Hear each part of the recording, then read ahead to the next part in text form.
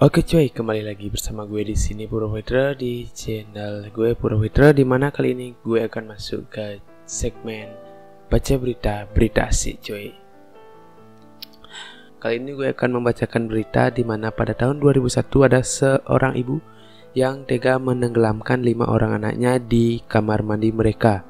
Bagaimana beritanya?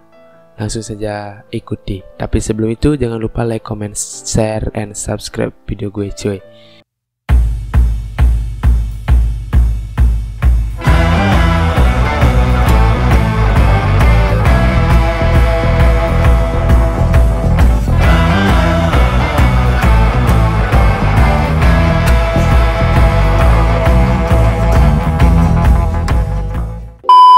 Bagi kalian yang ingin beritanya dibacakan, silakan tulis di kolom komentar di bawah atau DM ke Instagram gue @purwaiputu. Oke, langsung saja ke beritanya. Tapi sebelum itu, berita ini gue dapatkan di murderpedia.org. Kasus pembunuhan memang sangat mengerikan dan sering menyita perhatian publik. Tapi, bagaimana jadinya jika pembunuhan tersebut dilakukan oleh seorang ibu pada anak-anaknya sendiri? Inilah yang terjadi pada Andrea Piayetes, seorang ibu yang tega menenggelamkan kelima anaknya sehingga tewas. Andrea Pia adalah seorang wanita kelahiran Hallsville, Texas, yang lahir pada tanggal 2 Juli 1964.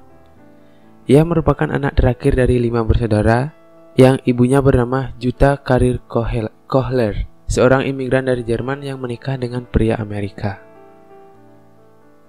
Saat remaja, Andrea diketahui mengidap bulimia atau penyakit dengan makan yang berlebihan tetapi menghindari kenaikan berat badan. Andrea juga menderita depresi, bahkan ketika umurnya 17 tahun, dia pernah mengatakan kepada temannya tentang niatan bunuh diri.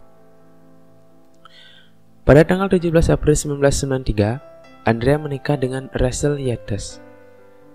Russell mendapatkan pekerjaan di Florida dan mengharuskan mereka pindah ke sebuah kediaman kecil yang berada di daerah Seminole.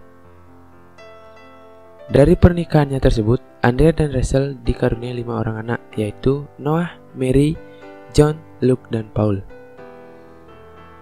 Selama menjalani rumah tangga, Russell pernah beberapa kali mendapatkan Andrea bersikap aneh, seperti menggigil sambil menggigit jari-jarinya.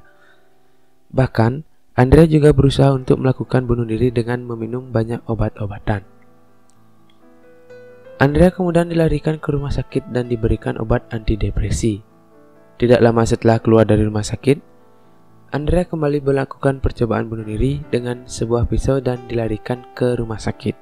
Ia kemudian menerima obat berjenis Haldol, yaitu obat antipsikotik yang bisa membuat keadaan menjadi lebih tenang. Kejadian ini terjadi pada tahun 2001. Hari itu Russell berniat menitipkan Andrea dan anak-anaknya pada sang ibu karena dirinya harus bekerja keluar kota. Sayangnya, kejadian naas itu terlanjur terjadi sebelum sang ibu sampai ke rumah mereka. Andrea mengisi air ke dalam bathtub mereka sampai penuh dan menenggelamkan John, Paul, dan Luke hingga tewas dan lalu membaringkan jenazah mereka di atas kasur. Selanjutnya, Andrea menenggelamkan anak perempuannya yang bernama Mary hingga tewas dan mengapung di dalam bak mandi. Saat Noah masuk ke dalam kamar mandi, Andrea juga langsung menenggelamkan Noah hingga tewas. Setelah menenggelamkan kelima anaknya hingga tewas, Andrea kemudian menelpon dan meminta polisi untuk segera datang ke rumahnya. Ia juga menelpon sang suami, Russell, dan memintanya untuk segera pulang. Andrea pun langsung diamankan oleh kepolisian setempat.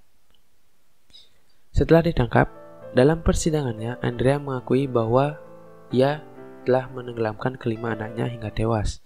Ia mengaku bahwa ia sengaja menunggu hingga Russell pergi sebelum akhirnya melakukan aksi pembunuhan tersebut karena Russell pasti akan mencegahnya melakukan hal tersebut.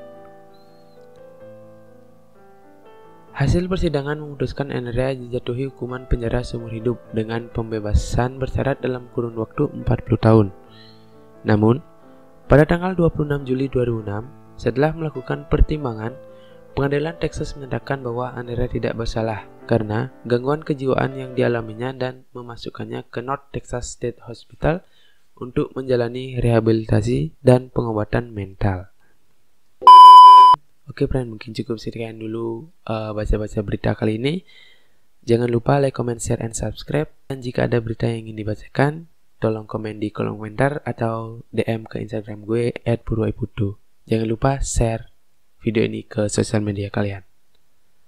Sampai ketemu lagi di baca berita selanjutnya.